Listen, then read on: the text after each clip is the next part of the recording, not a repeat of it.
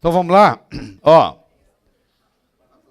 o anti-TPO pode estar aumentado. Ó, incompatibilidade alimentar, que é a principal causa. Por quê? Porque você está vazando lá na junção estreita e está produzindo aquele fenômeno que eu falei para você de mimetismo molecular, homologia estrutural. Metal pesado, aumenta anti-TPO. Infecção crônica, aumenta anti-TPO. E estresse e excesso de medicamentos. Contribui para aumentar o anti-TPO. Não usar extrato de tireoide no paciente que está com anti-TPO elevado. O Armour da vida não pode ser usado porque vai atacar esse Armour do mesmo jeito que ataca a tireoide. Se não houver um alívio dos sintomas tiroidianos, o quebra-cabeça metabólico ainda não foi resolvido. É o caso que eu estou falando. Pode ser que o paciente tenha também fadiga adrenal, que você não olhou, não viu. Tá? A calcitonina, nós já mostramos, ela é produzida pelas células parafoliculares e ela tem a ver com a osteoporose. A calcitonina pega o cálcio e leva para o osso. Se faltar calcitonina, ou seja, um paciente que não tem produção de calcitonina vai desenvolver osteopenia, osteoporose. A doença de Hashimoto, o iodo 131 ou a cirurgia da tireoide, às vezes contribui para diminuir a produção de calcitonina. Tá? Por exemplo, quem toma iodo 131 destrói a tireoide. Eu quero que você saiba que a calcitonina não tem nada a ver com a paratireoide. Você tirou a tireoide, a calcitonina vai a zero. Quero que você saiba disso. Tá? Vai a zero. Então, a cirurgia, o iodo 131, ou às vezes o Hashimoto, porque destrói a tireoide, o Hashimoto ataca a tireoide, ataca a produção de calcitonina. Então, existe isso. Carcinoma papilar da tireoide. Deixa eu fazer um parênteses aqui. Carcinoma papilar da tireoide representa 80% dos cânceres tiroidianos. 99% de sobrevida em 10 anos e 95% em 30 anos. Você já imaginou que maravilha? Daqui 30 anos, 95% da gente aqui está vivo? Você acha que vai acontecer isso? Não. Ora, se no carcinoma papilar da tireoide a sobrevida em 30 anos é 95%, você vai mexer em quê, pô? Muitas das cirurgias não são necessárias. Você está operando demais. Perguntaram para um endocrinologista nos Estados Unidos, como é que a gente faz para resolver o problema da tireoide? Ele falou, desliga a máquina, pô. Para de fazer diagnóstico, pô. Está fazendo diagnóstico demais, porque um carcinoma, um micocarcinoma, que vai levar aqui em 30 anos... olha o que ele respondeu. It's time to turn off the machines. Está na hora de desligar os ultrassons da vida, parar de fazer diagnóstico dessas coisas que não têm valor. Ah, não, mas o câncer de tireoide está aumentando. Não, o câncer de tireoide não está aumentando é o diagnóstico. Porque agora qualquer coisa você diagnostica e vai operar. E só que isso aqui é muito benigno demais para ficar operando. E a maioria vai operar isso aí e tira a tireoide inteira. Olha o preço que está pagando. Então eu quero que você tenha isso em mente, tá bom? Quem vai resolver isso é o endocrinologista especializado em tireoide. Mas pelo menos você tem que ter isso na cabeça. Que a sobrevida, esses dados estão publicados, 2008, radiologia, não sou eu que estou dando esses dados, não. Sobrevida de 95% em 30 anos. Que bom se nós tivéssemos essa sobrevida aqui, hein? Entre nós, hein? Então você fica buscando, é uma busca quixotesca. Está parecendo o Dom Quixote, tá? Montado no seu cavalo rocinante e com Sancho Panza brigando com moinhos. É mais ou menos isso, tá? Então, você fica procurando brigar com uma coisa que não tem razão de ser. Então, desliga a máquina. O hipotiroidismo, ele causa hiperglicemia, ele causa hipertensão, ele causa resistência insulínica, ele causa rigidez vascular, ele causa dislipidemia, ele causa aterosclerose, ele causa síndrome metabólica e ele aumenta as citocinas inflamatórias. Olha o que você faz quando você trata. Por isso que esse pessoal não está morrendo. Porque na hora que você dá um T3 apropriado, olha quanta coisa você resolve ao mesmo tempo. Sem falar da parte cardíaca. Isso aqui nós já mostramos, vamos pular. Bom, agora vamos entrar no pâncreas. O pâncreas houve resistência insulínica, o pâncreas começa a produzir mais insulina para compensar, tem uma hiperinsulinemia, que precede o diabetes tipo 2, ele começa com a hiperinsulinemia, e claro, isso aí vai prejudicar a tireoide e as adrenais do mesmo jeito. Sueli tem 36 anos, é uma representante comercial que passa grande parte do seu tempo em viagem de negócio, está acostumada a comer lanches de máquinas, de sanduíche, e a sair para jantar com clientes 3 vezes por semana, que é um problema sério. Quanto mais você comer fora, menos saúde você tem. Porque por melhor que seja o restaurante que você está indo, provavelmente eles estão usando canola lá, estão usando óleos vegetais, eles estão reusando óleo. Você não sabe, pô. Você não pode reusar um óleo vegetal. O único óleo vegetal que você pode reusar é o óleo de coco. Você pode refritar com ele, não tem problema. Porque ele é saturado. Ele não vira trans. Tá? Mas os outros todos viram trans. Ela não relata problemas com ganho de peso e ingere carboidratos à vontade. Sua visita médica é por episódio de candidíase vaginal, recorrente. Apesar de se orgulhar de seu corpo, suas calças parecem muito apertadas para ela. Ou seja, no fundo está ganhando peso. No caso dela, o problema dela é mais pancreático. Tá? Então aqui está o pâncreas, como vocês sabem. O pâncreas tem uma parte endócrina e uma parte exócrina. A parte endócrina do pâncreas tem 3. Ó. Tem as ilhotas de Langerhans, que produzem insulina. Então aqui, ilhota de Langerhans. Esse azul claro aqui. Tem esse azul escuro, que é as ilhotas alfa, células alfa, que produzem o glucagon. E tem esses meio roxo aqui, ó, que são as células delta, que produz a somatostatina. Somatostatina, para quem não sabe, é um hormônio inibitório. A pituitária produz somatostatina e o pâncreas produz somatostatina. Quando eu quero inibir alguma coisa, é a somatostatina que faz isso. A somatostatina só tem uma ação inibitória, seja o que for. Tá? Então, essas ilhotas de lâmina. O hormônio tiroidiano aumenta a sensibilidade insulínica. Um paciente que está não está controlando a diabetes, mas tem problema tiroidiano, você trata a tiroide, agora fica mais fácil, porque agora aumenta a sensibilidade insulínica. Então, vamos conversar um pouquinho sobre os carboidratos. Eu falei para você que nós temos aminoácidos essenciais. Eu falei para você que nós temos ácidos graxos essenciais, que é o linoleico e o alfa-linolênico, que nós vimos essa manhã. Nós não temos carboidrato essencial. Porque não precisa. Carboidrato, se precisar, o corpo faz. Chama-se gliconeogênese. O corpo faz. Ele não precisa de nada. Por isso que não existe carboidrato essencial. Tá? Então nós temos os carboidratos, nós temos favor classificar o açúcar de mesa, que é esse aí que você adoça o café. O nome dele qual é? A fórmula química qual é? É simples ou complexo? É mono ou di? E após hidrólise vira o quê? O nome dele é sacarose. Em inglês é sucrose. A fórmula química dele é C6H12O11. Ele é um simples, ele é um carboidrato simples, porque ele é um disacarídeo. Então, até disacarídeo é simples. Mono e di são simples. E após hidrólise, ele vira glicose e frutose, 50-50. 50% dele é glicose e 50% é frutose. Só para você ter uma ideia, a frutose causa glicação 7 vezes mais do que a glicose. A frutose glica 7 vezes mais do que a glicose. Para você ter uma ideia. Como é que o problema é perigoso. Tá? Então eu tenho aqui ó, a sucrose, que é a sucrose em inglês, sacarose em português. Ela quebra aqui, porque aqui eu tenho a glicose desse lado, e aqui eu tenho a frutose, também chamada levulose, desse lado. Que é um veneno. Mas a maioria não sabe disso. Quando você fala assim, isso é adoçado com frutose, você pensa, ah, que bom, é natural. É a conversa que se leva para o consumidor. E o consumidor aceita isso. Não sabe que isso aqui é um veneno. Por que isso é um veneno?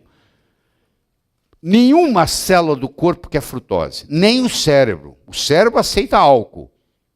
Se você der álcool, o cérebro aceita. Tanto é que você fica bêbado. Você não fica bêbado com suco de laranja. Por quê? Porque o cérebro fala, não, frutose aqui não entra. Não entra na barreira hematocefálica. Nem o cérebro quer, nada quer. Só aquilo que ninguém quer, só vai para o fígado, chama veneno. Veneno é aquilo que ninguém quer e que vai para o fígado para ser metabolizado. Isso chama veneno. Então, frutose é um veneno. Tá? Então, a sacarose ela tem a glicose, que é uma aldose, e a frutose, que é uma cetose. Tá? Radical cetose. Está aqui, ó. Então, aqui está a fórmula geral dos carboidratos. Carboidratos. Carbono e água. Carboidratos. Por isso que chama carboidrato. É carbono e água. Carboidrato.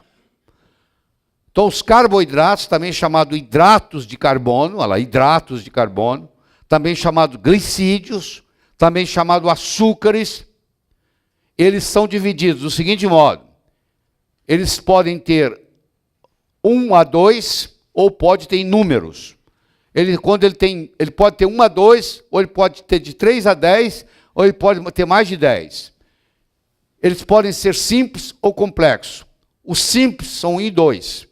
E de 3 a 10 ou mais de 10 são complexos. Então, os simples são os monossacarídeos, que são 3 que você conhece bem.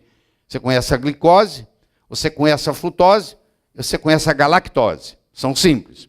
E os disacarídeos, que são a sacarose, que é a lactose, que vai virar glicose mais galactose, tá?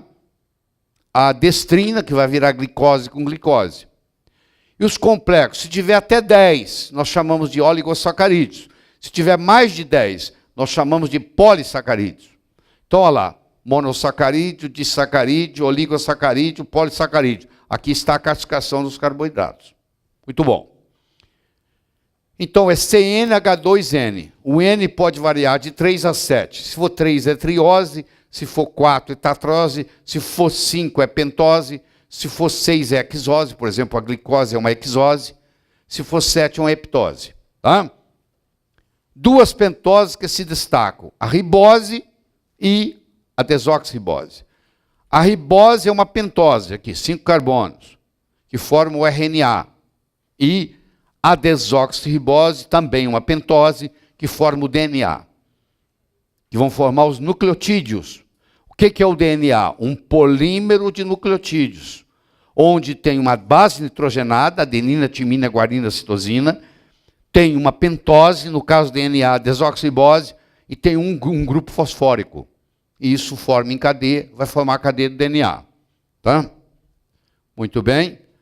As 3 hexoses básicas, principais fontes de energia para os seres humanos, são a glicose, a frutose e a galactose. São os 3 simples, chamada hexose. Aí todas têm 6 carbonos.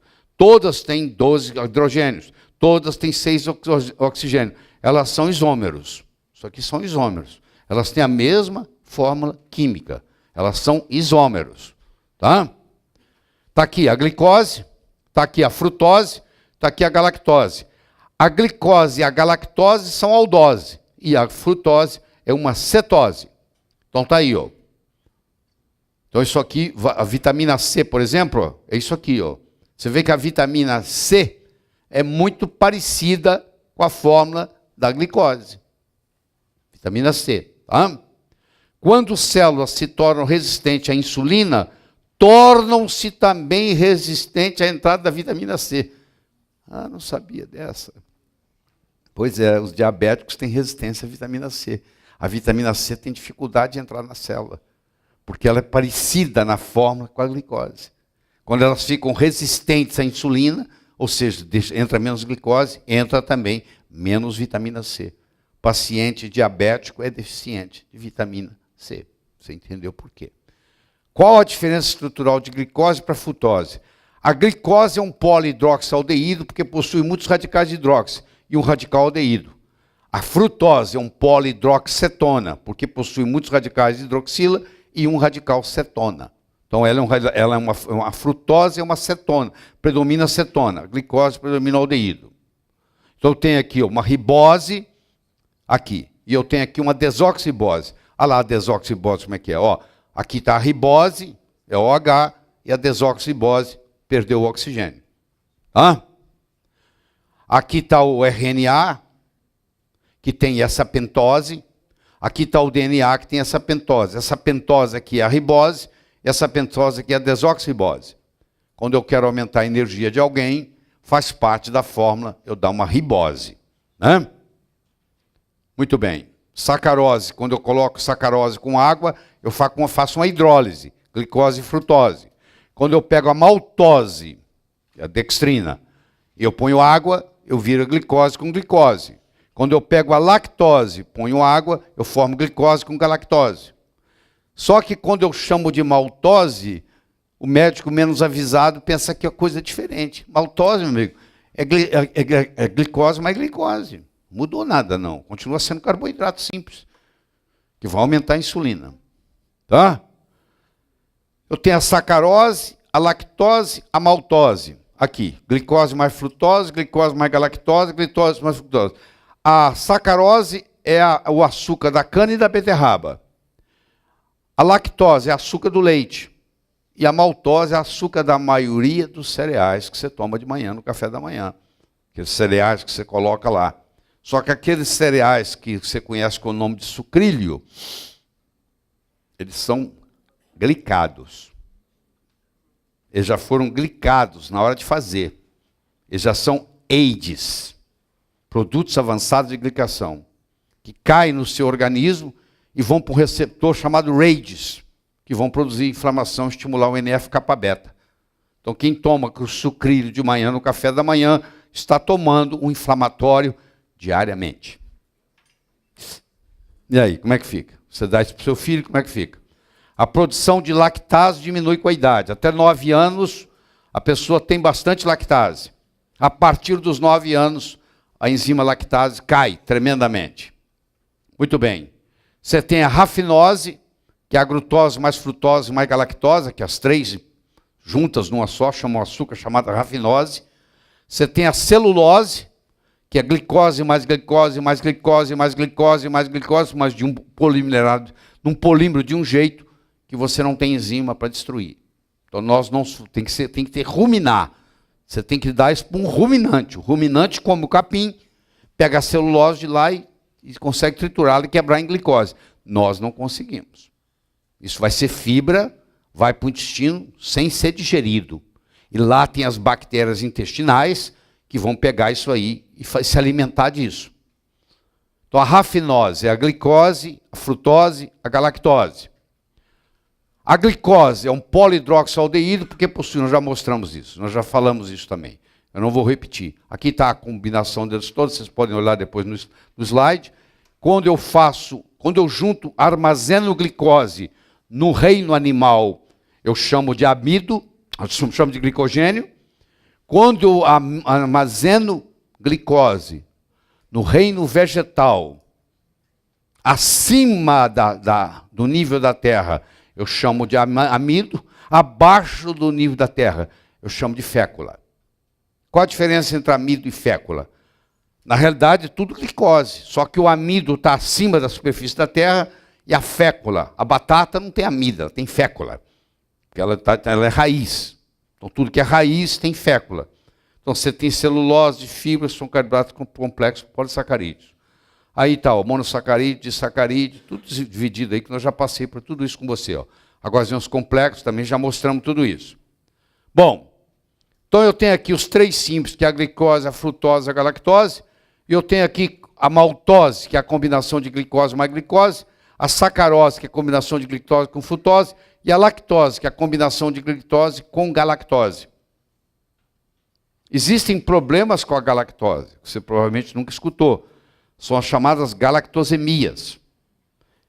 Às vezes eu pego o açúcar do leite, eu pego a lactose e quebro ela em glicose e galactose.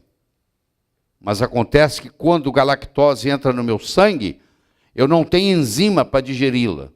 Aí eu aumento a galactose. Aí eu tenho galactosemia. Aí você fala assim, engraçado, eu faço o teste, dá que eu não tenho problema com leite. Eu tomo leite e sinto mal. Agora você vai entender por quê. Porque você fez o teste para lactose. E o seu problema é com a galactose. Que o teste não é feito no Brasil. Então você fez o teste e falou, eu não tenho problema com a lactose. Você não tem. Você pega a sua lactose e quebra ela em glicose e galactose.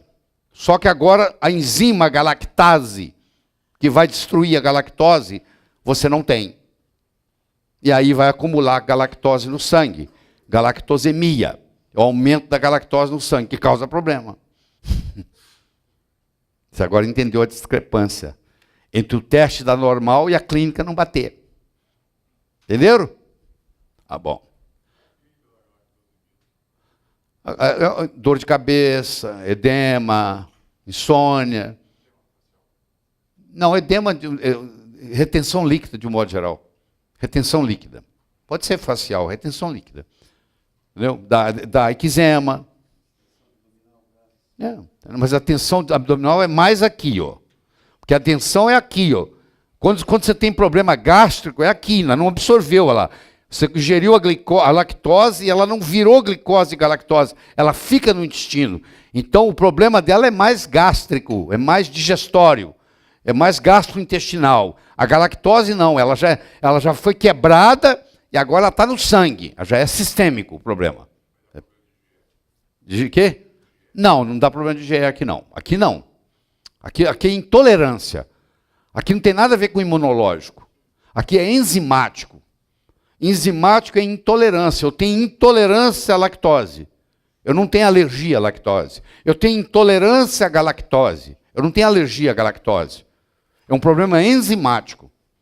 Você está lembrado que a incompatibilidade alimentar tem alergia alimentar é uma coisa, hipersensibilidade alimentar é outra coisa, intolerância alimentar é outra coisa, que o médico, em geral, não sabe distinguir um do outro.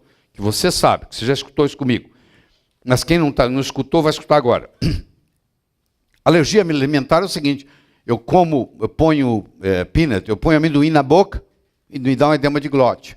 Eu vou para o pronto-socorro. Eu tenho uma IgE, isso aí é mediado pela IgE. Eu como trigo, como uma pizza no sábado à noite, terça-feira de manhã eu tenho uma cefaleia, tenho uma enxaqueca. Eu não associo o trigo que eu comi no sábado à noite, a pizza que eu comi no sábado à noite, porque é retardado o efeito. Leva 3, 4 dias.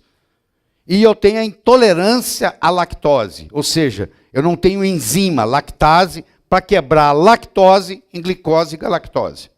Os três nós chamamos de incompatibilidade alimentar. Então está aqui direitinho para você. Ó. Você agora tem uma ideia geral dos carboidratos. Muito bem. Aí você tem o mais complexo, a rafinose, a estaquinose, a verbascose. Aí você tem a fibra, você tem o glicogênio, você tem o amido, você tem a celulose. Isso tudo faz parte da mesma linha. São todos carboidratos. Tem polissacarídeos, homo e hetero. O que é isso? Ele é homo quando ele é glicose, glicose, glicose, glicose, glicose, glicose, glicose, glicose, glicose.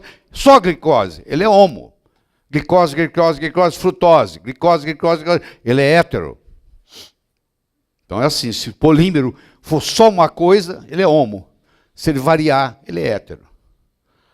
Aí vem o beta-glucana, que é que estimula os macrófagos, provendo resistência contra qualquer tipo de invasor. Além disso, o beta-glucano também baixa os níveis sanguíneos de LDL, que é uma mistura, já é complexo. É uma fibra solúvel, é carboidrato. Beta-glucano é carboidrato. É uma fibra solúvel, extraído da aveia, 23 vezes concentrado, aprovado pela Anvisa. Consumo deste produto deve ser acompanhado da ingestão de líquido, que a Anvisa manda fazer isso. Tá? Tem, inclusive, marcas comerciais, põe produto, olha lá, tem beta-glucano, estimula o sistema imune, tá? Reduz o colesterol, ativa as células sanguíneas, baixa a resposta glicêmica, reduz a pressão arterial, e etc. Está aí o produto. Bom, o que é glicogênese? Você vai ter que aprender esses termos aqui, ó. Isso aqui são termos diferentes, cada um tem um significado. Vamos lá. O que é glicogênese? É quando eu pego glicose, mais glicose, mais glicose, mais glicose, mais glicose, e faço glicogênio. Isso chama glicogênese. Eu estou fazendo a gênese do glicogênio. Chama glicogênese. O que é glicogenólise?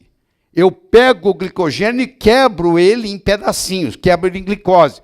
A glicogênese eu faço virar glicogênio, a glicogenólise, que é feito pelo glucagon, faz virar glicose De novo, enquanto a insulina faz o açúcar sumir do sangue, o glucagon faz o açúcar aparecer no sangue. É o contrário, porque o glucagon faz glicogenólise. Ele pega o glicogênio que está no fígado e no músculo e quebra. Se eu juntar todo o meu glicogênio do músculo e todo o meu glicogênio do fígado, eu tenho em torno de 2.000 calorias. Se eu juntar o meu triglicéride que está no meu corpo, mesmo eu sendo magro, eu tenho 40.000 calorias. Eu tenho 20 vezes mais calorias armazenadas na forma de gordura do que na forma de carboidrato. Olha, 20 vezes mais. Eu tenho 2.000, máximo 2.000 de glicogênio em caloria, eu tenho 40.000 de triglicérides em caloria. Se o meu corpo aprende a trabalhar com gordura e a queimar gordura, eu vou ter muito mais resistência do que um cara que só sabe queimar. Quem sabe queimar glicogênio não sabe queimar gordura. Quem queima gordura, queima glicogênio também. Olha que coisa interessante. A maioria de vocês aqui, a maioria de nós aqui, somos queimadores de glicogênio. Nós queimamos açúcar. Nosso corpo trabalha queimando açúcar. Tem atletas que aprendem a queimar gordura. O atleta que aprende a trabalhar com gordura, ele tem uma resistência muito maior, nem se compara. Ele tem 40.000 de reserva para queimar. Só que numa corrida, eu começo a queimar glicogênio, eu não consigo transferir para gordura, não é assim. Tanto é que me dá cãibra, eu tenho que parar. Agora, aquele atleta que está acostumado a queimar gordura, se precisar, ele queima glicogênio. Mas quem queima glicogênio, se precisar, não queima gordura. Tem que aprender. Isso leva 2 a 3 semanas para fazer essa transição de pegar um atleta que queima glicogênio e transformar ele num queimador de gordura. Vai melhorar a performance, vai melhorar tudo. Mas ele vai passar umas 3 semanas apertado. E ninguém quer passar por esse canal do parto. A maioria nem sabe que isso existe. Mas esses lutadores de MMA, por exemplo, que são aqueles que conseguem queimar em gordura, dizem, não cansa, pode lutar 5 rounds, não cansa de jeito nenhum, não tem problema. Glicólise, eu pego, olha só, eu pego a glicose, quebro ela em piruvato. A glicose tem 6 carbonos, o ácido pirúvico tem 3. Eu quebro ela até o piruvato. Quando chega em piruvato, eu tenho 2 caminhos. Ou eu vou anaeróbico para o ácido lático, ou eu vou para o acetil-CoA e entro no ciclo de Krebs. Isso é glicólise. Cada molécula de glicose, se eu for pelo ciclo de Krebs, me dá 38 ATPs. Eu tenho a gliconeogênese, que isso é importante você entender. Você não tem no seu consultório, isso é fundamental você aprender gliconeogênese. Eu posso fabricar glicose sem ter comido glicose. Eu fabrico glicose do zero. Eu pego proteína e faço ela virar glicose. Nem todo aminoácido é glicogênico, vira glicose. Mas muitos viram, por exemplo, leucina vira, por exemplo. Se você comer muita leucina, você na realidade está comendo açúcar, porque vai cair no corpo e vai virar gliconeogênese. Isso pouca gente entende. Como é que eu estou comendo só proteína e estou diabético? Porque você está tendo o fenômeno da gliconeogênese, que isso faz parte do corpo humano. Nós temos que saber trabalhar com isso. O índice glicêmico, que for desenvolvido assim, parecia que é uma coisa mágica, é assim, eu tenho que aprender que eu como a quantidade de açúcar, quanto que isso vai subir no sangue. Eu como o alimento, o quanto que vai subir no sangue. Aí eu falo, não, se o alimento tiver um índice glicêmico baixo, eu posso comer à vontade. Mentira. Aí descobriu-se que o que interessa é a carga glicêmica. Eu tenho um índice glicêmico baixo, eu como o dia inteiro aquilo, eu vou engordar. Eu vou ter problema, vai ter que produzir insulina do mesmo jeito. Eu posso produzir devagarinho, mas vou sobrecarregar o pâncreas do mesmo jeito. Porque só que ao invés de comprar à vista, compra a prestação. É mais ou menos assim. Estou pagando a prestação. Então, primeiro, quando eles inventaram essa história de índice glicêmico, eles acharam que isso ia revolucionar o mundo. Depois eles viram que não é bem assim, não. Que o que conta é a carga glicêmica. Ou seja, a quantidade que você come. Você pode comer uma coisa que tenha baixo índice glicêmico, mas você come 10 porções, a carga glicêmica é enorme. Você vai ter que pagar o preço do mesmo jeito. Você pagou em prestação, mas vai pagar. Então eu tenho a glicose. A insulina leva ele para dentro da célula, faz ele formar glicogênio. Eu tenho o glucagon, que pega o glicogênio e faz virar glicose. Então, olha só, enquanto um vai num sentido, o outro vem no outro. Eu tenho que ter um equilíbrio entre a insulina e o glucagon. Tá? Onde é que eu armazeno o glicogênio? Só no fígado e nos músculos. Tá? Então, a glicose, ela vem exógena, eu como um carboidrato que vai virar glicose. Todo carboidrato, no final da história, vira glicose. Quero que você saiba disso. Vai acabar virando glicose. A proteína, ela vai no fígado, no intestino, nos rins. Se for demais, ela também vira glicose. Isso chama gliconeogênese. É a proteína virando glicose. E a glicose, pela ação da insulina, vai ser armazenada na forma de glicogênio. Se encheu aqui de glicogênio, não tem mais lugar, a glicose agora vai virar gordura. Vai virar triglicérides. Então tem um outro caminho aqui, que quando eu encho isso aqui, eu agora tenho glicose demais, essa glicose agora vai ter a lipogênese, vai virar gordura. Então olha só, proteína pode virar glicose, glicose pode virar gordura. Entenderam? Então aqui vai no fígado e músculo, nós já mostramos isso. Aqui, a glicose pode virar gordura aqui, ó, e armazenar, porque tem demais, já encheu aqui, não tem lugar mais para guardar, vai virar triglicéride. Vai virar triglicéride. Então, triglicéride é gordura. Hã? O glucagon faz isso ao contrário. Nós aprendemos. Aminoácidos glicogênicos, por exemplo, alanina, glutamina, se eu fizer demais, são altamente glicogênicos. Eles vão virar glicose. Eu tenho que saber disso. Hã?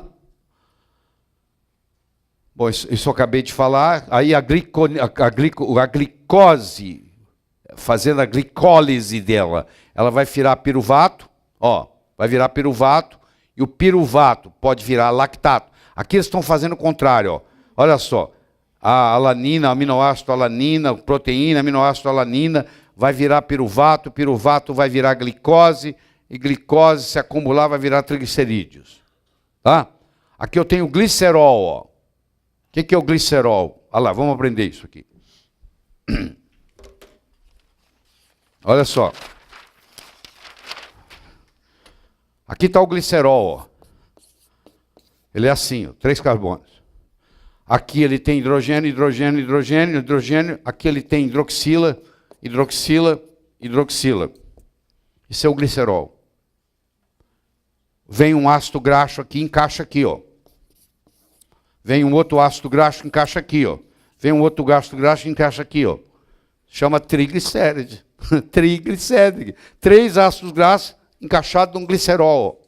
Isso é o glicerol. Por isso que chama triglicéride. 3 ácidos graxos encaixados num glicerol. Chama triglicéride. Se tiver 2, chama diglicéride. Se tiver 1, chama monoglicéride.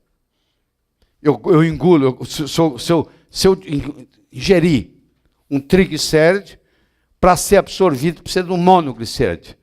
A minha lipase vem aqui e faz assim, libera esse ácido graxo. Libera esse ácido graxo. Esse aqui agora dá para absorver. Monoglicéride dá para absorver. Diglicéride, triglicéride não dá. Certo?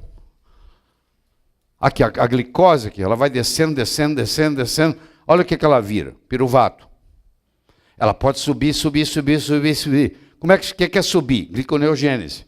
Quando vai formando glicose, chama gliconeogênese. Quando a glicose vai quebrando em piruvato, chama glicólise. Glicólise, glicólise, glicólise. Aí vem o índice glicêmico alto, o índice glicêmico baixo. Por exemplo, o da glicose é 100. Não é o da açúcar, não. Açúcar é menos. Açúcar me parece que é 70 e pouco, sacarose. Glicose é 100. Batata assada é 93. É quase igual glicose, ó. Quando você come batata assada, é como se você estivesse ingerindo glicose, quase. Sem falar outro problema sério que tem aqui, né? Que é a acrilamida. Quando a batata tem um aminoácido chamado asparagina. Asparagina, quando junta com amido e calor, forma um veneno chamado acrilamida. Batata frita é um bom veneno para você ingerir, porque tem acrilamida, sem falar o trans da gordura que ficou. Você dá isso para as crianças, é uma beleza para adoecê-los. O abacaxi tem um índice glicêmico de 66, a banana 55, a batata doce, apesar de ter o nome doce, ela é bem melhor, nem se compara, ela é praticamente a metade, quase que a metade da batata assada. A laranja 44, a maçã 38, o leite 27. Do ponto de vista do índice glicêmico, o leite é bom. Do ponto de vista glicêmico. Agora tem os outros problemas que nós vamos estudar depois, quando eu der aula para você de leite. Agora, aí vem o produto avançado de glicose, de glicação, que tem um receptor para ele, que chama R-RAGE, que estimula o NF-kappa-beta, que causa inflamação, que vai causar esse envelhecimento acelerado. Você vai comer um churrasco na casa do seu amigo, ele não sabe fazer churrasco, ele queima a carne.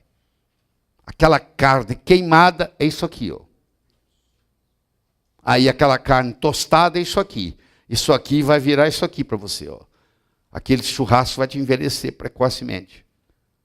Quanto mais mal passada for a carne, melhor.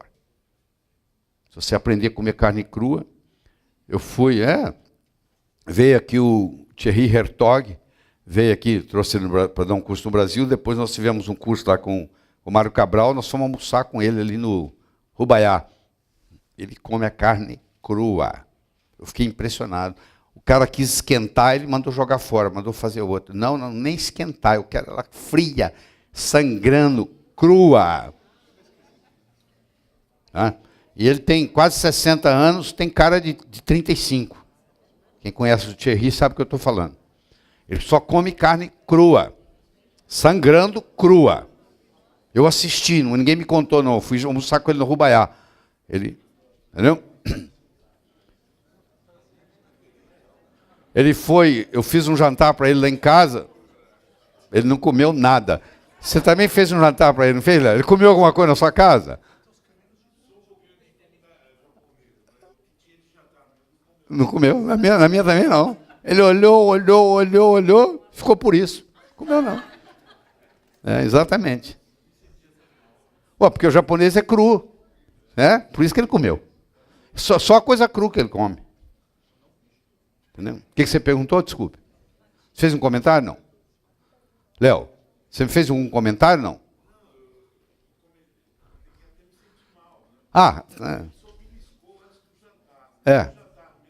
Bom, então, para melhorar na minha casa aconteceu a mesma coisa. Então, é assim mesmo.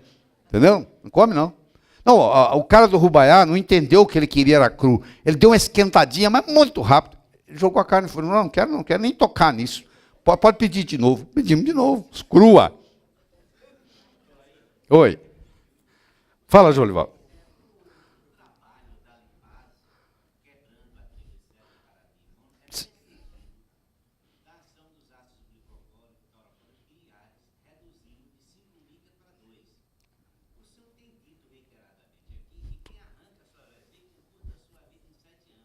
Quem o quê?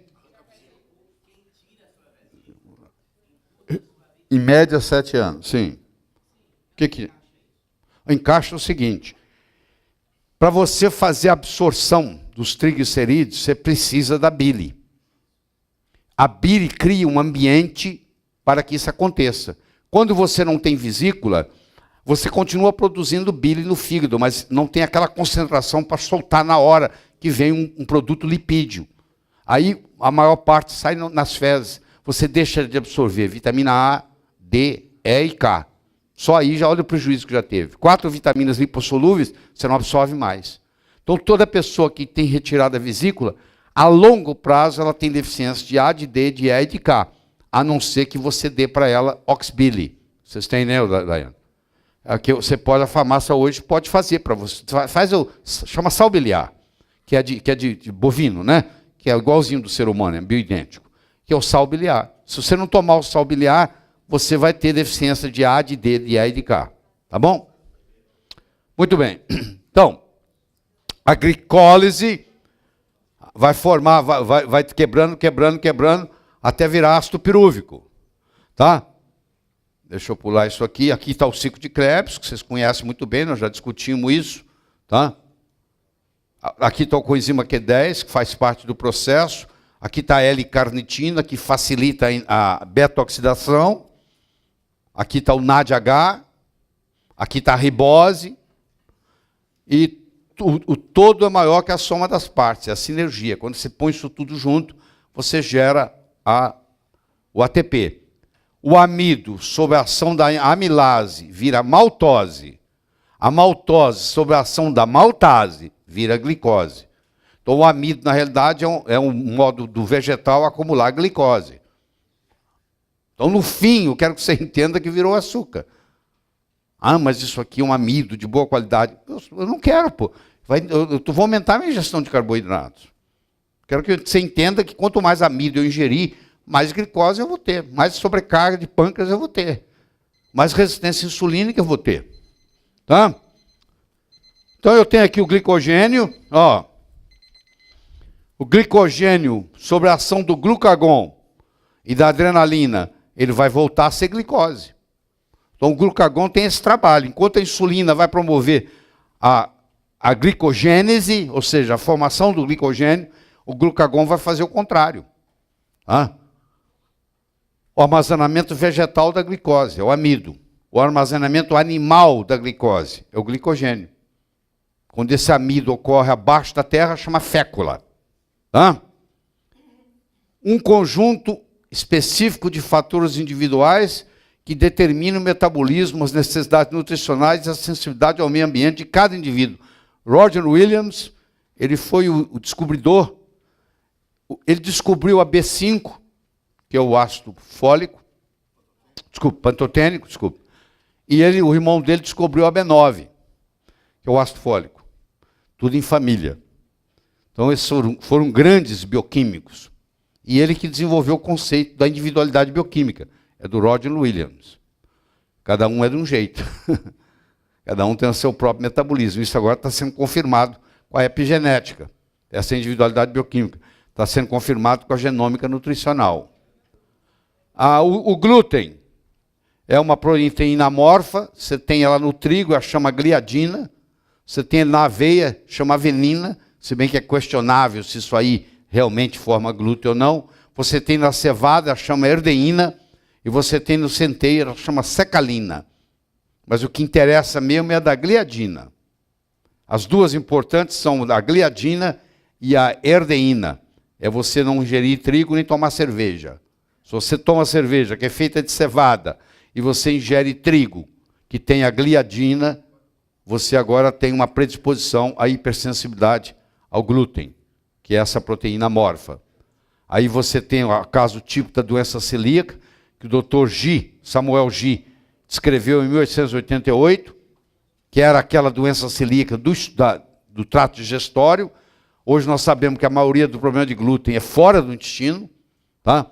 Então a glúten síndrome chamada, que é a intolerância ao glúten, que mexe com o seu humor, mexe com a sua agressividade, mexe com a sua disposição física, mexe com a sua memória, mexe com a sua capacidade cognitiva. Inclusive tem estudos mostrando se fizeram a comparação entre pessoas que tinham hipersensibilidade ao glúten e que não tinha, o número de pessoas que têm hipersensibilidade ao glúten que não passa no vestibular é muito maior.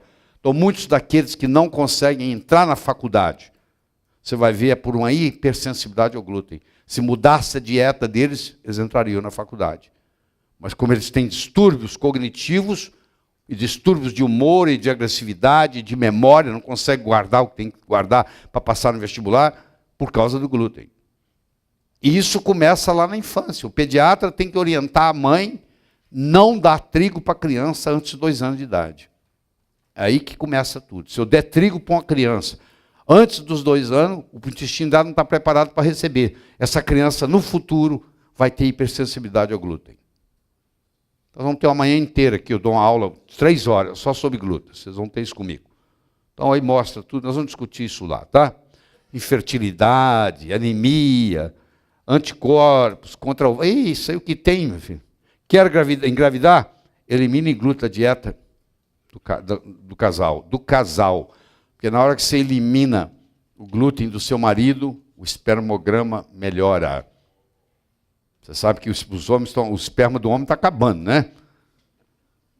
Antigamente, não tem homem igual antigamente. Antigamente, uma ejaculação vinha 350 milhões de espermatozoides numa ejaculação. Agora, se vier 40 milhões, você põe a mão para o céu. E muitos deles são aleijadinhos. Bem com defeito. Entendeu? Infelizmente. Macho é uma espécie em extinção. Se você tem um, trate bem. Porque está acabando, viu? Eu não estou brincando, eu estou falando sério. Muito sério. Tá?